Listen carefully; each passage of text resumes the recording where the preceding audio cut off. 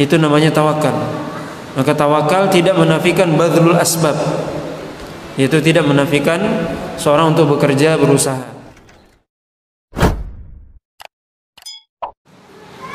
Yang kedua, bertawakal kepada Allah SWT dan menyerahkan segala urusan kepada Allah.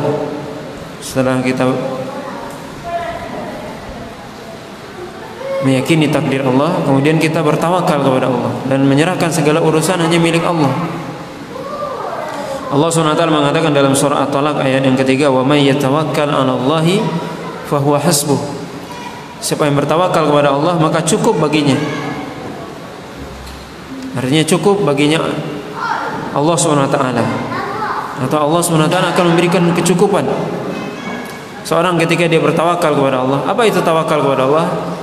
Yaitu bagaimana seorang setelah dia berusaha, bekerja, kemudian dia serahkan urusan itu kepada Allah. Kemudian dia i'timad, berpegang, bersandar kepada Allah.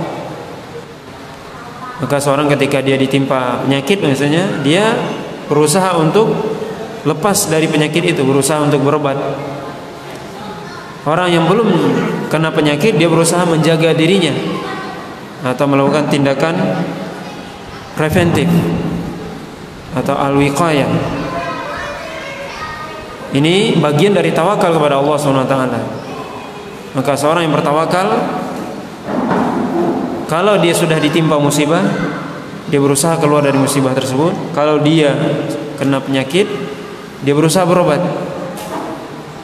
Kemudian kalau dia belum, dia berusaha menjaga dirinya untuk tidak kena penyakit. Ini bagian dari tawakal kepada Allah SWT.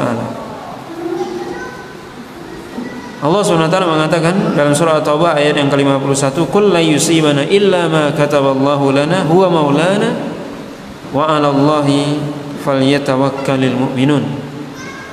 Katakanlah bahwasanya tidak akan ada yang menimpa kami kecuali sesuatu yang sudah Allah tetapkan. Ini semua takdir. Apa yang menimpa kita semua di dunia ini, yang telah terjadi, sekarang yang sedang terjadi dan yang akan terjadi, itu semua adalah sudah Allah tetapkan.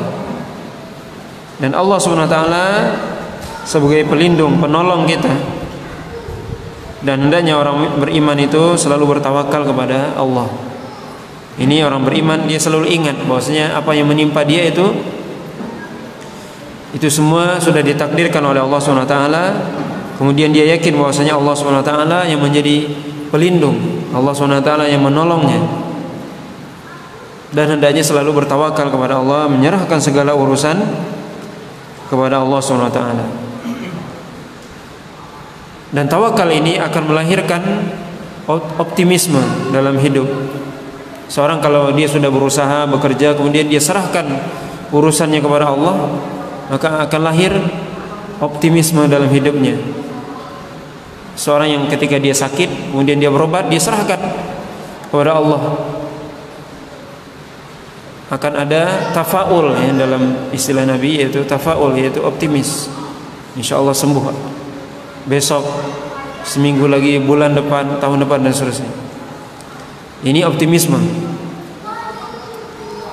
kuat jiwanya. Maka orang yang bertawakal kepada Allah akan memiliki jiwa yang kuat. Ini disebutkan oleh Nabi SAW, al-mu'min al-qawi khairun wa ahabbu ilallah minal mu'min ad-da'if wa fi kullin khair. Kata Nabi, mukmin yang kuat itu lebih dicintai, lebih baik dan lebih dicintai oleh Allah SWT daripada mukmin yang lemah. Walaupun di dalam keduanya ada kebaikan, ya, sama-sama mukmin. Orang mukmin baik, tapi mukmin yang lebih kuat dalam hal terutama azamnya, tawakalnya kepada Allah, imannya itu lebih dicintai oleh Allah SWT.